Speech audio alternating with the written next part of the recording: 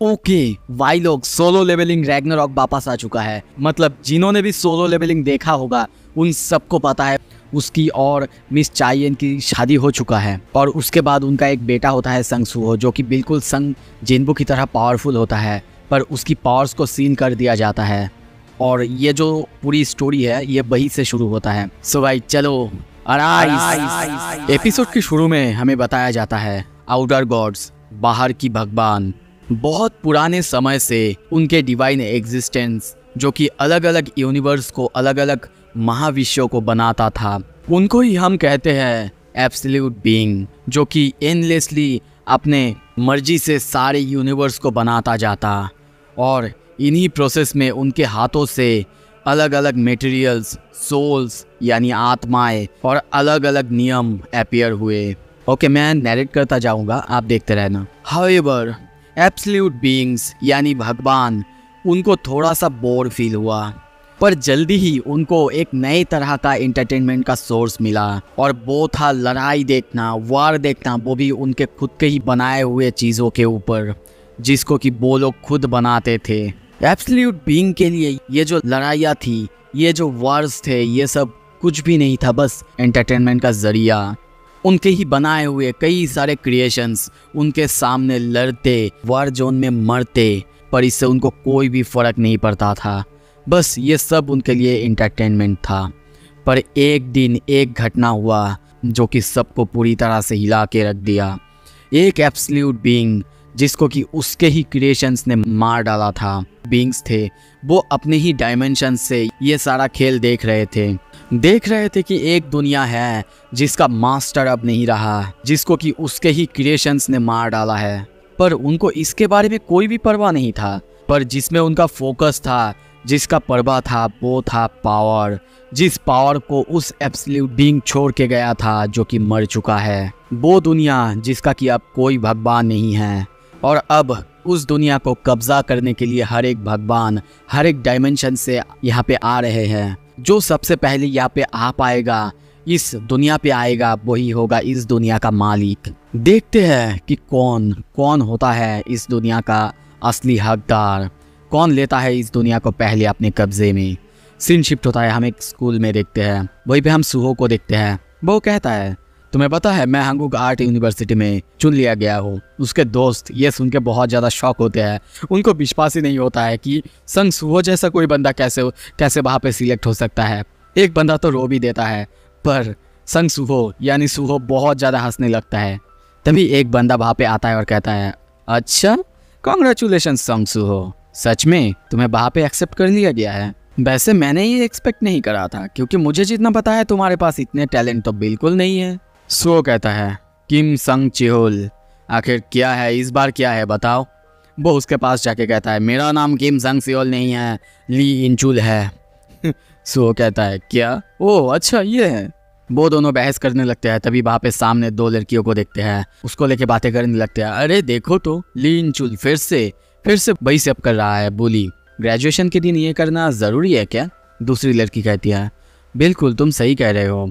और देखो ना वो किसको बुली कर रहा है, वो बंदा जिसका कि माँ बाप है ही नहीं, फिर भी वो बंदा पॉजिटिव रहने की कोशिश कर रहा है। तभी दूसरी तरफ हम देखते हैं वो बंदा सूहो को मारने के लिए, पंच करने के लिए बहुत तेज़ी से आगे आता है, पर तभी सूहो उसको एक नी स्ट्राइक करता है और उसके फेस पे जोर से मारता है और कहता है, क्या तुम थोड़ी देर के लिए चुप नहीं रह सकते, क्योंकि हम ग्रेजुएट होने वाले हैं। पर तभी वो चौंकता है, क्योंकि उसके इतने ज़ोरदार किक्स के बावजूद उस लड़के को कुछ भी नहीं हुआ था। वो हंसते हुए कहता है, व्हाट द, क्या ये तुम? और तभी उसके हाथों को हम ग्लो होते हुए देखते हैं। वो अपनी मुट्ठी में ताकत देता है और जोर से एक पंच सूहो को मारता है। सूहो किसी तरीके से उस पंच को डॉस तो करता है, पर वो पंच जाके लगता है लॉकर पे। सब बहुत ज़्यादा हैरान होते हैं। तभी देखते हैं लॉकर, वहाँ पे बहुत बड़ा सा एक होल हो जाता है। वो बंदा भी अपनी तरफ देखते हुए सोचता है, क्या मेरे साथ ये क्या हुआ है? सूहो उसकी तरफ देख के बहुत हैरान हो चुका है। सीन शिफ्ट होता है, 2 साल हो चुके हैं।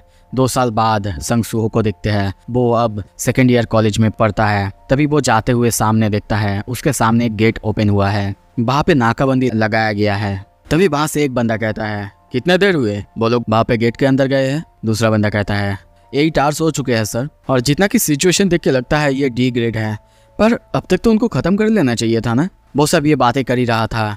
दूसरी तरफ सब अपने में ही बिजी थे, खुश थे। पर हम सुहो को देखते हैं, वो थोड़ा सा सैड है और सोचता है और एक गेट ओपन हुआ है। 3 साल पहले इस दुनिया में गेट्स ओपन होना चालू हुए थे, जिसने कि पूरी दुनिया को ही बदल दिया। एक गेट एक तरह का पोर्टल होता है जो कि दूसरे डायमेंशन, दूसरे डेंजन से हमें कनेक्ट करता है। अगर आप लोगों ने सोलो लेवलिंग देखा है तो ये सब कुछ आपको पता है, फिर भी चलो एक बार आप सबके लिए नैरेट करता हूँ। और कभी कभी तो उनमें जो मॉन्स्टर्स होते हैं वो उन गेट से बाहर हमारी दुनिया में भी आते हैं और नॉर्मल लोगों को हार्म करना चालू करते हैं। और हमारे सर्वाइवल के लिए उसी वक्त जब से गेट चालू हुए थे, उसी वक्त से कुछ लोगों को स्पेशल एबिलिटीज़ जैसे कि मैजिक और अलग अलग तरह के पावर्स मिलने लगे। जिन लोगों को ये सारे पावर्स मिले उन लोगों को हम अवेकेंड कहते हैं। और ऐसा ही है आपका ये अनप्रेडिक्टेबल वर्ल्ड। पर एक बात, एक आदमी जिसका नाम था बू जिनचुल, उसी ने सब कुछ हैंडल किया। यह था कि उसी ने द हंटर एसोसिएशन को क्रिएट किया जो कि अवेकेनर्स के लिए था। अब हंटर एसोसिएशन की मदद से, अलग अलग हंटर्स की मदद से हम लोग ये जो केओस था इसको बहुत जल्दी मिटा पाने में, निपटाने में सफल हुए थे। पर अब इस दुनिया में लोग बदल चुके हैं। लोगों को हम 2 भाग में भाग कर सकते हैं, जैसे कि अवेकन हंटर्स और नॉन अवेकेंड या फिर नॉर्मल ह्यूमन। हम उसे एक जगह पे पेंट करते हुए देखते हैं। वो किसी एंट का पिक्चर पेंट कर रहा था और सोच रहा था ये दुनिया अब इतना अलग हो चुका है, एक नॉन अवेकेंड बंदा चाहे वो कितना भी कोशिश कर ले पर एक ई रैंक के हंटर्स के बीच का जो गैप होता है उसको तक पूरा नहीं कर सकता, चाहे वो कितना भी ज़्यादा ताकतवर हो जाए। अगर ये जो हंटर्स है वो गेट्स को नहीं रोकेंगे तो ये पूरी दुनिया ख़त्म हो जाएगा। इन शॉर्ट, नॉन अवेकेंड जो ह्यूमंस होते हैं वो इन्हीं अवेकेंड बींग्स के ऊपर डिपेंडेंट होते हैं। पर अवेकेंड जो होते हैं वो इन नॉन अवेकेंड को छोड़ के भी ज़िंदा रह सकते हैं, पर नॉन अवेकेंड बिना अवेकेंड के इस दुनिया में ज़िंदा नहीं रह सकते। और इसीलिए मैं हंटर्स का इतना ज़्यादा ग्रेटफुल हूँ, क्योंकि उन्हीं के वजह से मेरे जैसा नॉन अवेकेंड जिनके पास कोई भी पावर्स नहीं है वो पीसफुली इस दुनिया में रह सकते हैं। पर इसी समय मैं थोड़ा सा अनईजी फील करता हूँ। मैं कभी कभी सोचता हूँ कि मेरे पास कोई भी चीज़ नहीं है और मैं उन्हीं चीज़ों का यूज़ टू होते जा रहा हूँ। जैसे कि मैं अपने पेरेंट्स को बहुत ज़्यादा मिस करता हूँ। मेरा सर्वाइविंग वो भी अब दूसरों पर डिपेंड करता है। यह था कि एक वक्त था जब मुझे ऐसा फील होता था कि मैं कुछ अचीव कर सकता हूँ, पर वो सब कुछ तब ख़त्म हो चुका था। सब कुछ मेरे अंदर एक वॉइड ने जगह कर ली। माँ हमेशा कहा करती थी कि मैं डैड की तरह दिखता हूँ, पर डैड वो इस सिचुएशन में क्या करते, इस हेल्पलेस सिचुएशन में। और तभी आवाज़ आता है सुहो। सुहो चौंकते हुए अपनी आँख खोलता है। वो खो चुका था। साइड में देखते हुए कहता है आर्ट इंस्ट्रक्टर। वो कहता है फोकस दे के आर्ट कर रहे हो, वैसे तुम क्या ड्रॉ कर रहे हो देखता हूँ। सो कहता है ओह ये ज़्यादा कुछ नहीं है, मेरे हाथ बस अपने आप चल रहा है। उसके सर कहते हैं ये एक एंट है। अच्छा तरीका है ऐसे एंट को ड्रॉ करने का, या फिर मैं बोलूँ कि ये एक ह्यूमन एंट है। सो सोचता है पता नहीं क्यों मैं इस तरह की एक एंट को ड्रॉ कर रहा हूँ।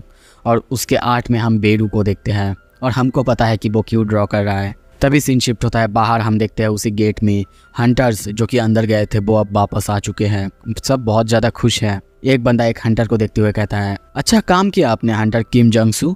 वो कहता है द डेंजन सबसेक्शन वो सक्सेसफुल हुआ। सबसेक्शन मतलब दोस्तों आपको पता है, मुझे कमेंट करके बोलो।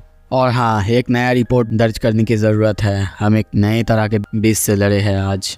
ये ह्यूमनॉइड बीस की तरह था, जिनके की आंखों और मुंह से ब्लू फ्लेम्स निकल रहे थे। वो लोग अटैक करते हैं अपने दांत और क्लॉज से, पर वो इतने भी ज़्यादा ताकतवर नहीं है। मुझे थोड़ा सा स्क्रैच आया है अपनी बॉडी पर वो छोटे से माइनर बीस्ट थे, तो मुझे लगता है कि ये ज़्यादा प्रॉब्लम नहीं होगा। दूसरा बंदा कहता है सच में सर, ये इस तरह का बीस्ट था जिसे कि हम जानते भी नहीं। आई एम ग्लैड कि ये ज़्यादा डेंजरस नहीं था। ओके मिस्टर हंटर, अब उस बीस्ट को लेके थोड़ा सा रिपोर्ट दर्ज कीजिए, थोड़ा सा बताइए। पर तभी हम उसी घाव के जगह को देखते हैं। उस घाव के जगह में ग्लो होने लगता है, ब्लू फ्लेम जलने लगता है और उस बंदे को तभी कुछ फील होता है। कुछ देर बाद वो कुछ जवाब नहीं देता। ये देख के दूसरा बंदा कहता है सर हंटर किम जोंग-सू, क्या हुआ आपको?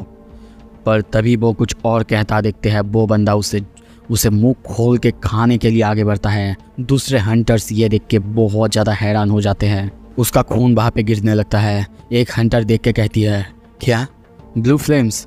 ये तो उसी तरह का बीस्ट था ना जिनको कि डेंजर में हमने मारा था। तभी वो कुछ और कहती, उसको भी मार दिया जाता है। ये देखते ही सब लोग वहाँ से भागने लगते हैं, चीखने लगते हैं। वहाँ पे एक एक बंदे को मार दिया जाता है। देखते हैं बहुत सारे लोगों को मार दिया जाता है, चीखने की आवाज़ सुनाई देता है। ये देख के जो आर्ट क्लास में वहाँ पे लोग थे, वहाँ पे स्टूडेंट्स थे, वो सब नीचे की तरफ देखने लगते हैं और कहने लगते हैं, क्या चल रहा है, नीचे देखो।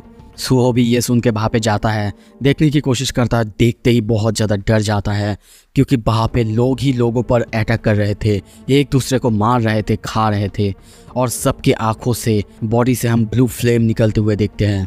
एक बंदा वहाँ से कहता है, उनकी आंखों में देखो, उनकी आँख ग्लो कर रहे हैं, वो भी ब्लू, लगता है कि ये कोई बीस्ट जैसा है।